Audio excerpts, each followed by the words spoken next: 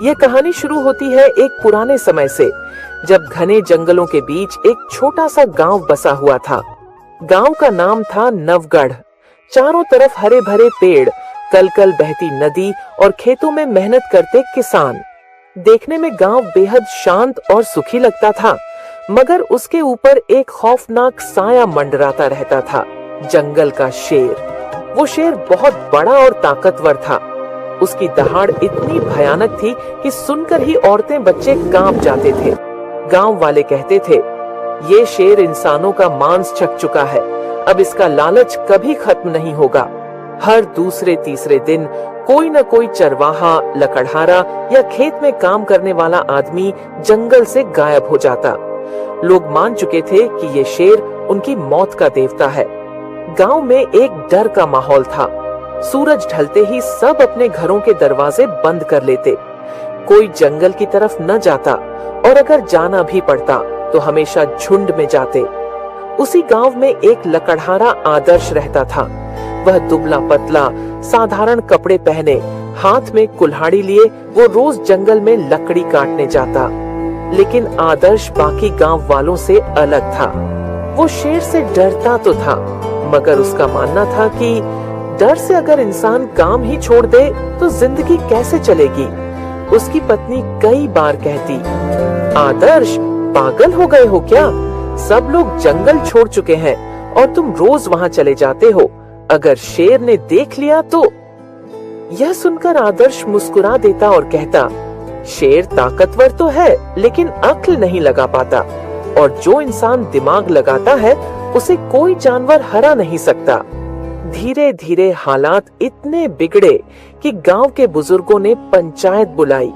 सब लोग इकट्ठा हुए और बोले, अगर ऐसा ही चलता रहा तो पूरा गांव खाली हो जाएगा। हमें कोई रास्ता निकालना होगा। किसी ने सुझाव दिया, हम सब मिलकर शेर को मार डालते हैं। लेकिन तुरंत कोई बोला, क्या तुमने कभी उसकी शक्ल देखी है? वो अकेले ही 10 लोगों पर भारी पड़ता है। कुछ लोग बोले, चलो गांव छोड़कर कहीं और चले। मगर बुजुर्गों ने कहा, ये जमीन हमारे पूर्वजों की है, इसे छोड़कर कहां जाएंगे?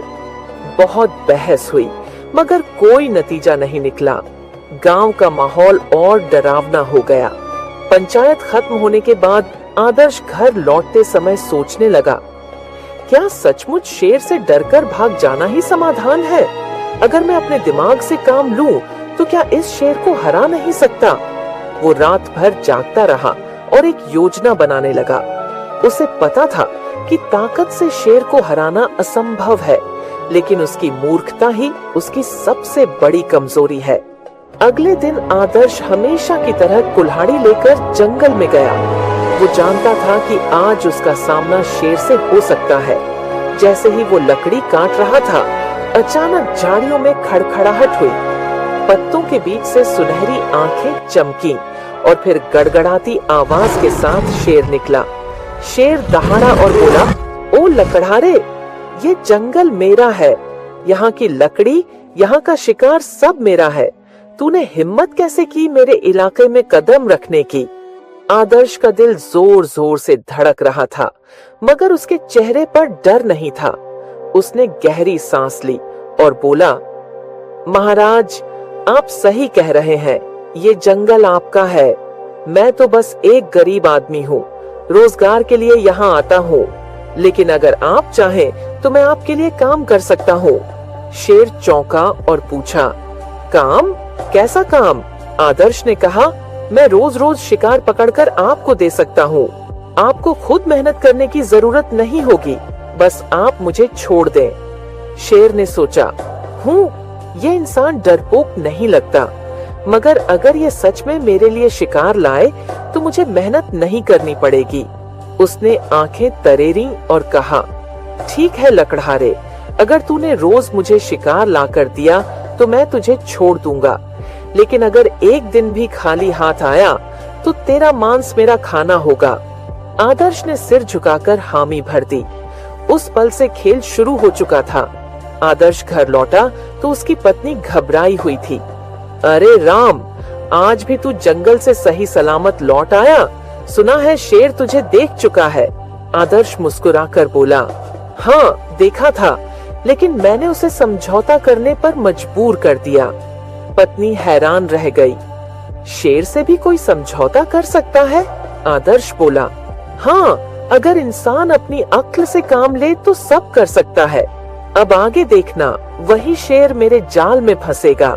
अगले दिन आदर्श ने सोचा, अगर मैं शेर को रोज इंसानी शिकार दूंगा तो गांव वाले मुझ पर शक करेंगे। मुझे ऐसा रास्ता निकालना होगा जिसमें शेर भी खुश रहे और गांव वाले भी बच जाए। उसने शेर के लिए एक मोटी तगड़ी बकरी पकड़कर ले गया। शेर ने बकरी देखते ही दहाड़ लगाई। वाह लकड़हारे, तूने तो मजा दिला दिया, अब तू वाकई मेरा आदमी है। आदर्श ने हाथ जोड़कर कहा, महाराज, मैं तो बस आपकी सेवा कर रहा हूँ, लेकिन ध्यान रहे, असली ताकत सिर्फ आपके पास है। शेर गर्व से हंसा, सही कहा, जंगल का राजा मैं हूँ। तुझे मैं इसलिए छोड़ रहा हूँ क्योंकि तू मेरी सेवा करता है। आदर्श मन ही मन मुस्कुराया। यही तो इसकी कमजोरी, घमंड और मूर्खता है। धीरे धीरे आदर्श रोज कुछ न कुछ शेर को ले जाता। कभी खरगोश, कभी बकरी, कभी सुअर। शेर मजे से खाता और आलस से पेड़ों के नीचे लेट जाता। गांव वाले यह देखकर हैरान थे। ये कैसे हो सकता है? जहां शेर के डर से कोई पास नहीं जाता, वहां आदर्श रोज जाता है और सही सलामत लौट आता है। कुछ लोग तो पीछे पीछे गए और देखा कि आदर्श सचमुच शेर को शिकार खिला रहा है। गांव में अफवाह फैल गई। आदर्श ने शेर से दोस्ती कर ली है। कहीं ऐसा न हो कि शेर को इंसान का स्वाद दिलाकर वो हम सबको ही खतरे में डाल दे। गांव की पंचायत में फिर चर्चा हुई। कुछ लोग बोले, आदर्श गद्दार है, वो शेर को ताकतवर बना रहा है।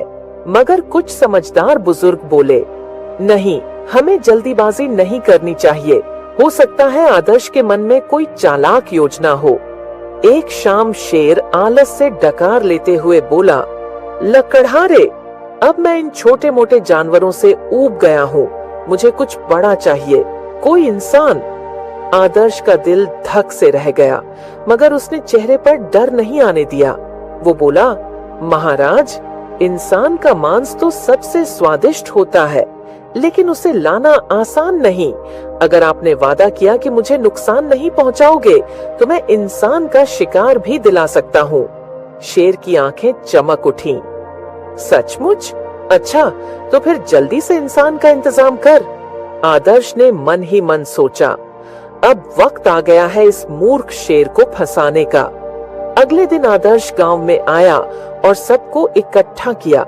उसने कहा, गांव वालों, शेर इंसानी मांस की मांग कर रहा है, लेकिन डरने की बात नहीं है।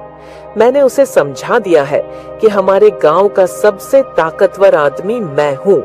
अगर उसने मुझे हरा लिया तो वो मुझे खा सकता है, और अगर मैं जीत गया तो शेर को गांव छोड़ना होगा। गांव वाले स्तब्ध रह गए। तू पागल हो गया है आदर्श? अकेला शेर से भिड़ेगा? आदर्श मुस्कुराया और बोला, चिंता मत करो, मैं बल से नहीं, दिमाग से लड़ूंगा।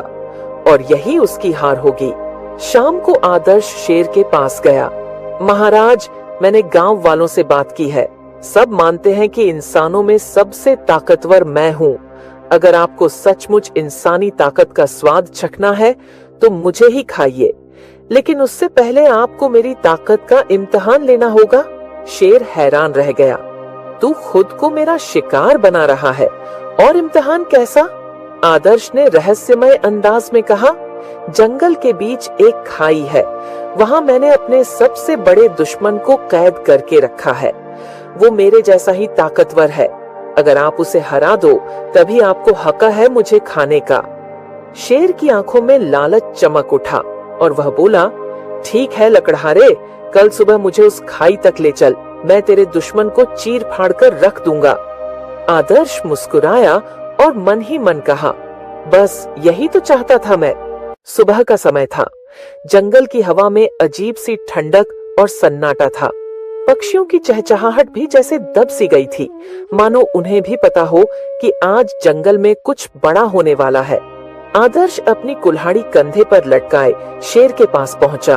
शेर अधीर होकर इधर उधर टहल रहा था। उसने दहाड़ कर कहा, लकड़हारे, जल्दी चलो, मुझे उस ताकतवर दुश्मन से मिलवाओ। आदर्श ने सिर झुकाकर कहा, आइए महाराज, मैं आपको वहां तक ले चलता हूँ, लेकिन ध्यान रहे ये लड़ाई आसान नहीं होगी। दोनों धीरे धीरे जंगल के अंदर गहराई तक बढ़े। पेड़ों की ऊंचाई बढ़ती जा रही थी। धूप धीरे धीरे कम होती जा रही थी। जैसे जैसे वो खाई के पास पहुंचे, हवा ठंडी और डरावनी हो गई। शेर गरजते हुए बोला, लकड़हारे, तेरा दुश्मन चाहे जितना ताकतवर क्यों न हो, मेरी एक ही दहाड़ से कांप उठेगा। आदर्श ने मन ही मन मुस्कुराकर कहा, बस थोड़ी देर और, मूर्ख शेर। आखिरकार दोनों एक गहरी और चौड़ी खाई के पास पहुंचे। खाई इतनी गहरी थी कि नीचे झांककर देखने पर सिर्फ काले पानी की चमक नजर आती थी। उसके चारों ओर खामोशी थी, बस कभी कभी हवा की सरसराहट और पानी की लहरों की आवाज आती। आदर्श खाई की ओर इशारा करके बोला, महाराज, यही है वो जगह, और नीचे पानी में है मेरा सबसे बड़ा दुश्मन, एक और शेर उतना ही ताकतवर जितने आप। शेर ने हैरानी से नीचे झांका। पानी में उसे अपना ही प्रतिबिंब दिखाई दिया। उसकी सुनहरी आंखें, उसका विशाल शरीर और उसका खूंखार चेहरा। शेर दहाड़ा और बोला, आह, ये तो सचमुच शेर है, और लगता है ये भी मुझे ललकार रहा है। पानी की सतह पर लहरें उठी और उसका प्रतिबिंब हिलता डुलता दिखाई दिया। शेर गरज कर बोला, लकड़हारे, तेरा दुश्मन अब मेरा शिकार बनेगा, देखना मैं इसे चीर डालूंगा। आदर्श ने शांत स्वर में कहा, महाराज, अगर आपने इसे हरा दिया तो आप सच में जंगल के सबसे बड़े राजा कहलाएंगे, फिर आपको मुझे खाने का हक भी मिलेगा। शेर ने छाती फुलाई और दहाड़ते हुए कहा, हाँ, मैं साबित कर दूंगा कि जंगल में मेरा कोई मुकाबला नहीं। वो उछलने के लिए पीछे हटा। उसके पंजों से मिट्टी उड़ रही थी, आंखों में आग थी। आदर्श ने एक आखिरी बार मन ही मन प्रार्थना की, हे भगवान, मेरी इस चाल को सफल कर देना। अचानक शेर ने जोरदार दहाड़ लगाई और खाई में छलांग लगा दी। उसका विशाल शरीर हवा में लहराता हुआ सीधे पानी में गिरा। धड़ाम!